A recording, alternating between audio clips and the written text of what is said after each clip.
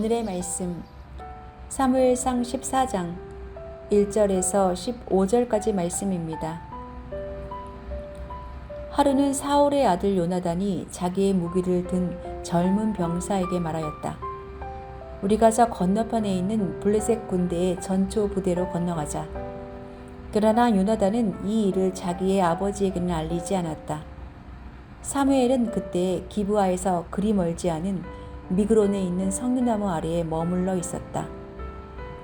사울을 따라 나선 군인들은 그 수가 약 600명쯤 되었다. 아히야가 에봇을 입고 제사장 일을 맡고 있었는데 그는 바로 이가봇의 형제이다. 아히야의 아버지는 아히두비고 할아버지는 비느하스이고 그 윗대에는 실로에서 주님을 모시던 제사장 엘리이다. 그들 가운데 아무도 요나단이 떠난 것을 알지 못하였다. 요나단이 블레셋 군대의 전초 부대로 들어가려면 꼭 지나야 하는 길목이 있었는데 거기에는 양쪽으로 험한 바위가 있었다. 한쪽 바위의 이름은 보세스이고 다른 한쪽 바위의 이름은 세네이다. 바위 하나는 북쪽에서 거대한 기둥처럼 치솟아 올라 믹마스를 바라보고 있었고 다른 하나는 남쪽에서 치솟아 올라 게발을 바라보고 있었다. 요나단이 무기를 든 젊은 병사에게 말하였다. 저 할례받지 않은 이방인의 전초 부대로 건너가자. 주님께서 도와주시면 승리를 거둘 수도 있다. 주님께서 허락하시는 승리는 군대의 수가 많고 적음에 달려있지 않다. 그의 무기를 든 병사가 대답하였다. 무엇이든 하시고자 하는 대로 하십시오. 무엇을 하시든지 그대로 따르겠습니다. 요나단이 말하였다. 우리가 저 사람들에게로 건너가서 그들에게 우리를 드러내 보이자. 그때 그들이 우리에게 꼼짝 말고 서서 자기들이 올 때까지 기다리라고 하면 우리는 올라가지 않고 있던 그 자리에 그대로 선다.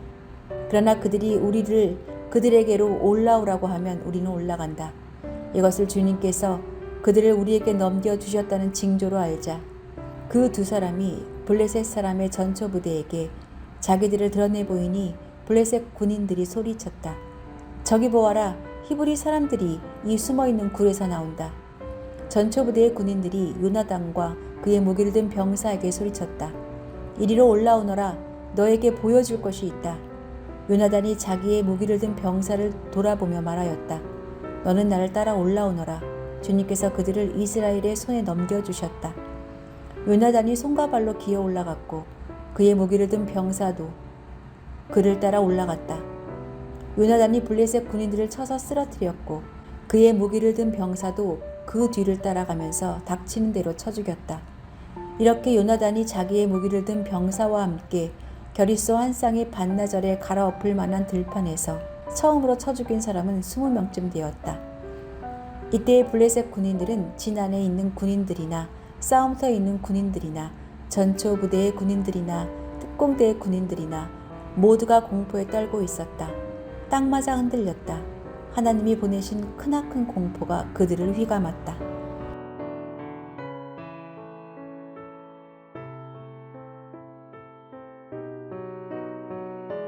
외국의 군사력 평가 기관에서 한국의 군사력을 세계 5위라고 평가한 것에 대해서 어떤 이들은 뿌듯해하고 어떤 이는 의아해하기도 합니다. 나름 강대국 반열에 들었다고 기뻐할 수도 있겠지만 전통적인 군사 강국들과 비교하면 무언가 많이 부족해 보이기 때문입니다. 여기에 대해서 군사 전문가들은 무기의 수준, 전술적 역량 등을 제외한 정량적 비교로 순위를 정했기 때문에 이런 결과가 나왔다고 말합니다.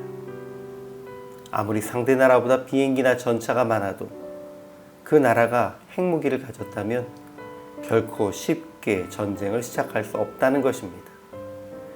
그러므로 하나님이 함께 하시면 군대와 무기의 숫자 차이는 더욱 의미가 없는 것입니다. 어느 날 사울의 아들 요나단은 자기 무기를 드는 소년과 함께 블레셋 사람들의 부대로 건너갑니다. 그러나 사울도 600여 명의 이스라엘 백성들도 요나단이 간 것을 알지 못했습니다. 요나단은 여호와께서 우리를 위하여 일하실 것이다. 여호와의 구원은 사람이 많고 적음에 달리지 아니하다라는 말로 무기 드는 소년을 담대하게 하였고 자기들이 블레셋 사람들을 만났을 때에 그들이 우리에게로 올라오라 라고 하면 하나님이 그들을 손에 넘기신 것으로 아는 표징으로 삼자고 합니다. 그리고 요나단과 소년은 블레셋 사람들에게 이 말을 들었고 담대히 올라가 그들 20명가량을 죽였습니다.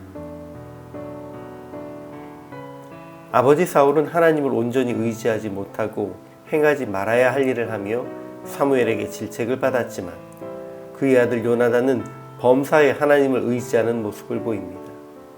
먼저 모든 이스라엘 군사가 두려워 숨어 있을 때에 홀로 무기 든 소년과 함께 나가 블레셋 사람들이 진치고 있는 곳으로 건너갔습니다.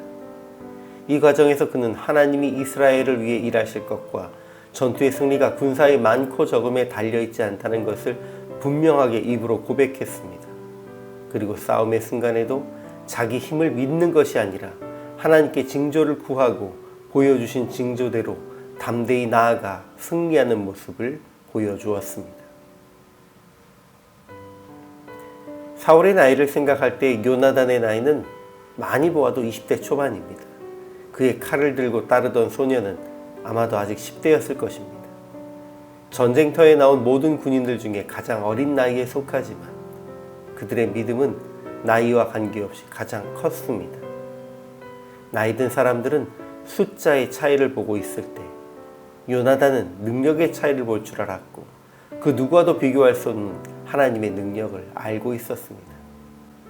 나이가 많은 것도 군사의 수가 많은 것도 숫자일 뿐입니다. 하나님의 사람들은 숫자에 집착하는 것이 아닌 하나님의 능력과 그분과의 동행에 집중하는 자로 살아가야 합니다. 오늘 우리가 그런 삶을 살아갈 수 있기를 소망합니다.